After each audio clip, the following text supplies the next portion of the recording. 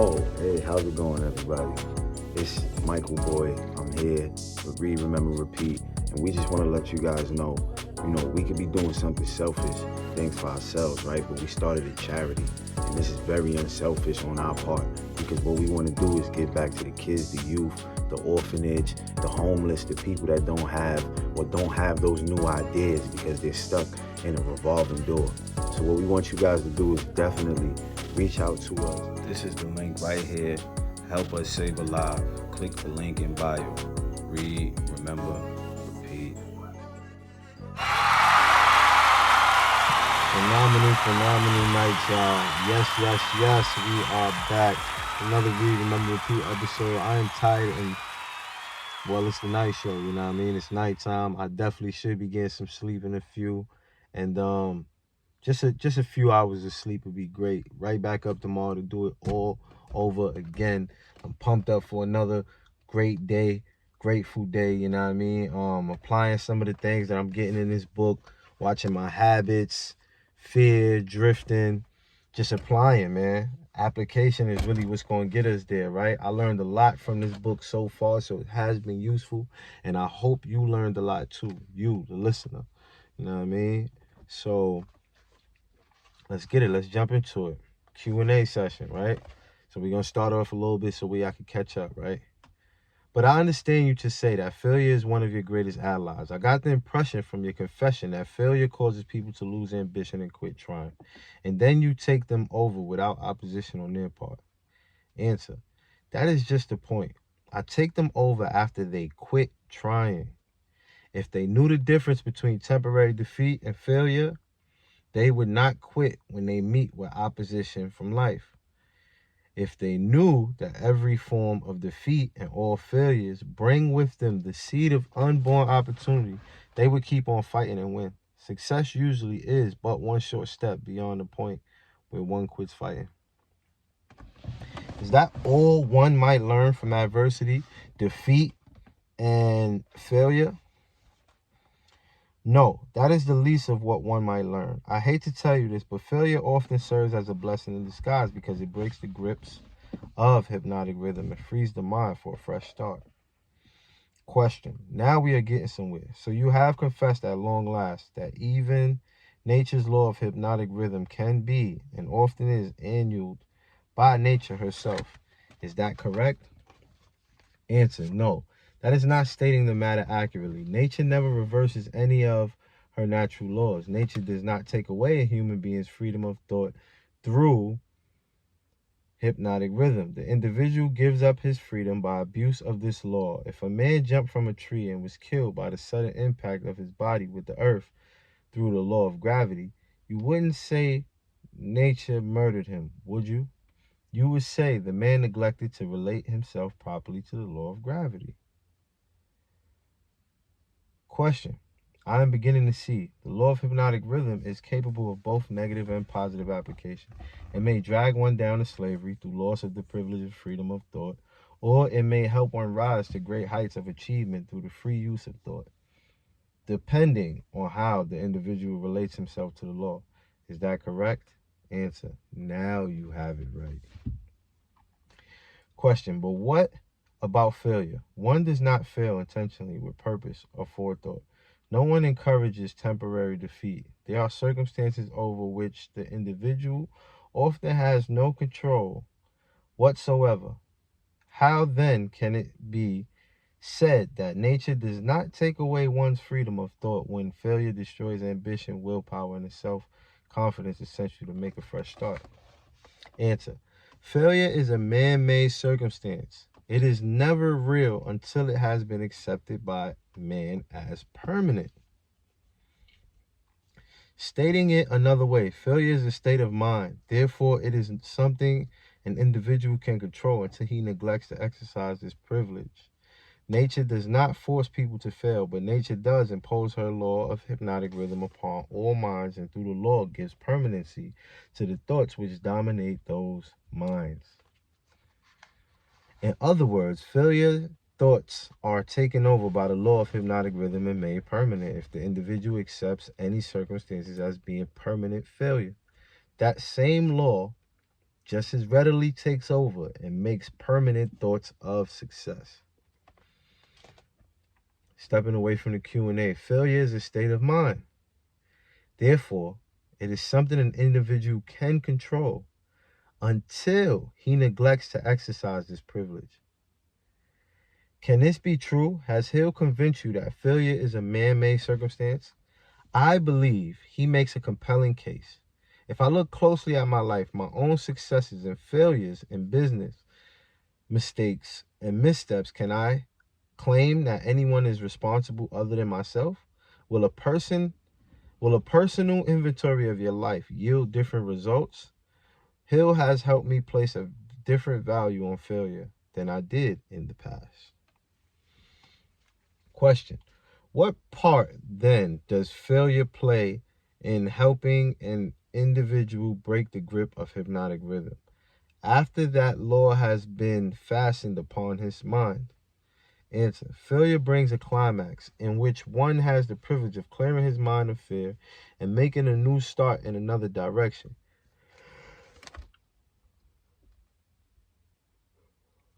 Y'all gonna get a couple yawns on this nice show.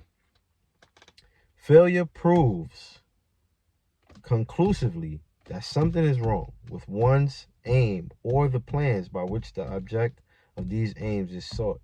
Failure is the dead end of the habit path one has been following, and when it is reached, it forces one to leave that path and take up another, thereby creating a new rhythm. But failure does more than this. It gives an individual an opportunity to test himself, wherein he may learn how much willpower he possesses. Failure also forces people to learn many truths they would never discover without it. Failure often leads an individual to an understanding of the power of self-discipline, without which no one could turn back after having once been the victim of hypnotic rhythm.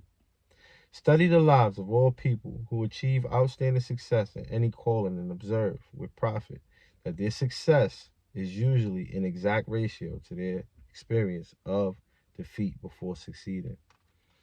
Family, it is sauce time. We're going to give y'all some nighttime sauce, and after that, we'll be right back. When people try to figure out how to make $1 million, they have no idea how daunting that is. Because if you know how to make $1 million, you go make it tomorrow. But since you can't figure out how to $1 million idea, you go somewhere and sit down.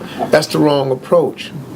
If you apply your gift, your God-given gift that He gave you, you have millions already at your disposal. If you break it down inch by inch into things essential, or the 10 by 10 theory, which is very simple. You don't need $1 million idea, you need a $10 idea. You need something that you do, your gift that God gave you, to make $10. That's all you got to be able to know. I don't care if it's cutting hair, cutting somebody's grass. All you got to do is whatever you did to get that 10, do it 10 more times. And you do it 10 more times, $1,000, do it 10 more times. You got $10,000 now. Imagine if you was making an extra $10,000. And we are back, gang. Stepping away from the Q&A, it says, failure brings a climax in which one has the privilege of clearing his mind of fear and making a new start in another direction. Deep. Is this all you have to say of the advantages of failure? Answer: no, I have barely begun. If you want the real significance of adversity, failure, defeat, and all other experiences which break up a human being's habits and force him to form new habits, watch nature at her work.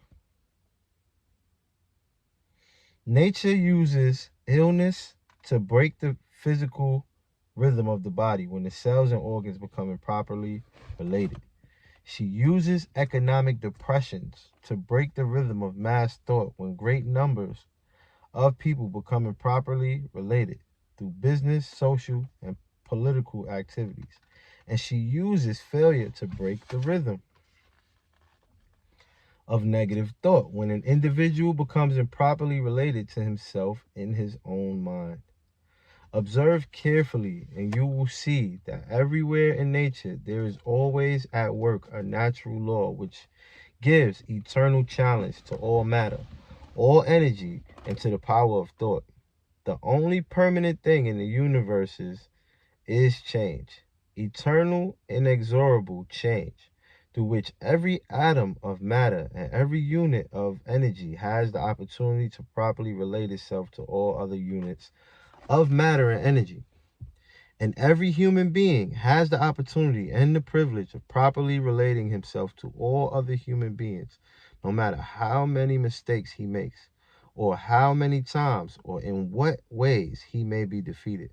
When mass failure overtakes a nation, such as the 1929 World Business Depression, the circumstance is in perfect harmony with nature's plan to break up man's habits and give out fresh opportunities. The beauty of publishing this book now, during the current economic turmoil, is that nature is once again breaking up man's habit and presenting fresh opportunities. It's dope. Question: what you are saying intrigues me. Am I to understand that hypnotic rhythm has something to do with the way people relate themselves to one another? Answer: that's abstract. That abstract, elusive thing called character is nothing but a manifestation of the law of hypnotic rhythm. Therefore, when speaking of one's character, it would be proper to say his thought habits have been crystallized into a positive or a negative personality through hypnotic rhythm. One is good or bad because of the knitting together of his thoughts and deeds through hypnotic rhythm. One is bound by poverty or blessed with abundance because his aims, plans, and desires, or lack of them, have been made permanent and real by hypnotic rhythm. Question: is that all you have to say of the connection between hypnotic rhythm and human relationships? No, I have just begun. Remember, while I am talking, I am speaking of the influence of hypnotic rhythm in connection with all human relationships. Men who succeed in business do so entirely because of the way they relate themselves to their associates and to others outside of the business. Professional men who succeed do so largely because of the manner in which they relate themselves to their clients. It is much more important for the lawyer to know people and to know the laws of nature than it is to know the law. And the doctor is a failure before he starts unless he knows how to relate himself to his patients so as to establish their faith in him. Marriage succeeds or fails entirely because of the manner in which the participants relate themselves to one another. Proper relationship in marriage begins with a proper motive for the marriage. Most marriages do not bring happiness because the contracting parties neither understand nor attempt to understand the law of hypnotic rhythm, through the operation of which every word they speak, every act in which they engage, and every motive by which they are inspired to deal with each other is picked up and woven into a web that entangles them in controversial misery, or gives to them the wings of freedom through which they soar above all forms of unhappiness. Family, we're going to end it off at page 208. I'm tired, but we almost got a few more. We should be done by this book by next week, gang. Know what I mean? But it's really not about just being done with the book. You know what I mean? It's about going back into the episodes and listening to that work, getting that work. You know what I mean? Read, remember, repeat.